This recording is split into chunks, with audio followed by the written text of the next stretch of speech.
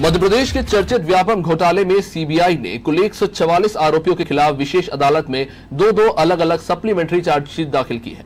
आरोपियों में परीक्षा में शामिल होने वाले उम्मीदवारों और सहित नकली परीक्षार्थी यानी मुन्ना भाई और इनके अभिभावक और बिचौलिए भी इसमें शामिल है। पहला मामला 2009 में आयोजित पीएमटी से जुड़ा हुआ है। सीबीआई ने कुल 16 लाख लोगों के डेटा की जांच के बाद यह पाया कि 36 उम्मीदवारों के स्थान पर किसी और ने यह टेस्ट दिया था।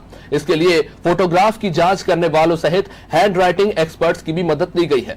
दूसरी चार्जशीट टीसीआरटी के 2012 में हुए इम्तिहान से जुड़ी हुई है। आरोप है कि इसमें शामिल 18 उम्मीदवारों की जगह कोई और लोग परीक्षा में बैठे थे। आरोपियों ने गलत तरीके से परीक्षा पास कर ट्रांसपोर्ट विभाग में नौकरी हासिल कर ली थी।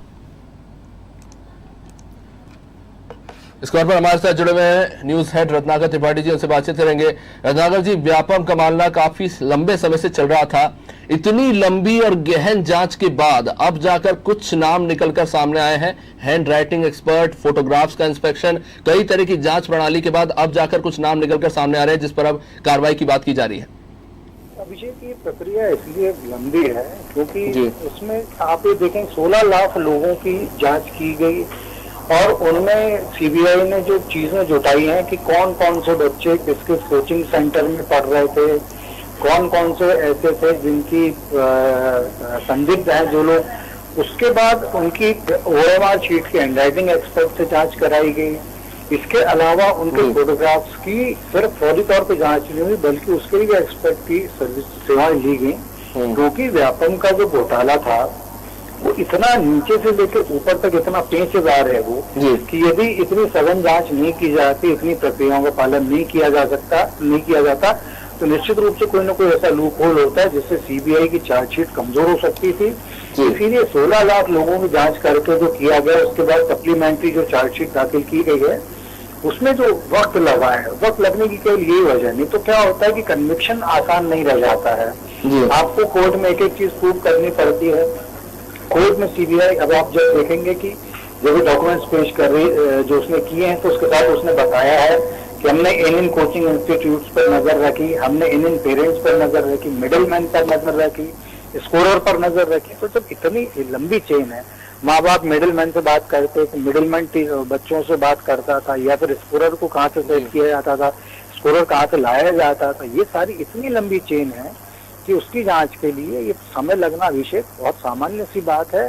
कन्विक्शन की तरफ लोगों का ज्यादा ध्यान जाना चाहिए कि इस मामले में सच सामने आए। ये सही है कि मामला बहुत लंबे समय से खींच रहा है, लेकिन फिर भी इससे जुड़ी प्रक्रिया इतनी रू है, चेन इतनी लंबी है, इसके जो चैनल्स हैं इतने सारे हैं वो, कि सबकी जांच करने में इतना समय लगना बहुत स्वाभाविक है। और अभी देखा जाना चाहिए कि स्पेशल कोर्ट इस मामले में आगे क्या स्टैंड लेती है। अभिषेक, रत्नाकर जी, एक थोड़ा सवाल और लूंगा इसी पर, क्योंकि अब व्यापम का नाम बदलकर प्रोफेशनल एग्जामिनेशन बोर्ड तो कर दिया गया है, लेकिन जिस तरह से ये मामला खुला था, परत दर परत खुलते खुलते मामला इतना बड़ा निकला, और इतना बड़ा मामला इसलिए भी निकला और इतना देर इसलिए लगी कि ये सिस्टम के अंदर की ये सबसे बड़ी प्रॉब्लम निकलकर सामने आई थी और मध्य प्रदेश की पूरी शिक्षा व्यवस्था इस घोटाले के चलते धूमिल हो गई थी। सर, क्या लगता है कि आगे इसको लेकर कोई ऐसा सिस्टम बनाया जा रहा है कि इस तरह की जो चूक है दोबारा ना हो?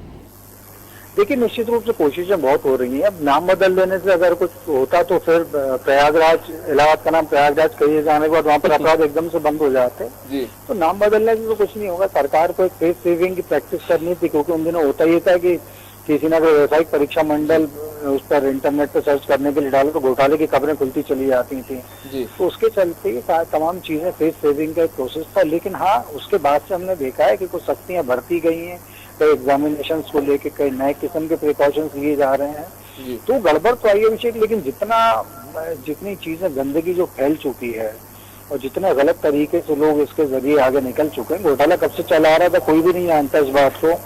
हो सकता है व्यापम की स्थापना के कुछ समय बाद से सब शुरू हो गया, तो उसको उस चीज को रिपेयर करने में, उस डैमेज को रिपेयर करने में समय लगेगा। लेकिन जिस हिसाब से तमाम चीजें एक्सपोज हुई है, मुझे नहीं लगता कि कोई भी इस बात की जल्दी से हिम्मत करेगा कि व्यापम से जुड़ा हो या किसी ऐसे एंट्रेंस एग्जाम से जुड़ा हुआ और इतनी बड़ी गड़बड़ी करने की कोशिश कर दे, क्योंकि अब सारे परीक्षाएं जो हैं बहुत ज्यादा स्कैनिंग के दायरे में आ चुकी हैं। लोग शक की नजर से देखते हैं, उसे फुल प्रूफ करना इन लोगों की एजेंसीज की कर्तव्य हो जाता है। तो ऐसे में इस बात के चांसेस कम है, लेकिन जो समय लगेगा वो कोई भी नहीं कह सकता कि कितने समय में सारे आरोपी शिक्षकों के पीछे होंगे या उन्हें इंसाफ मिल जाएगा।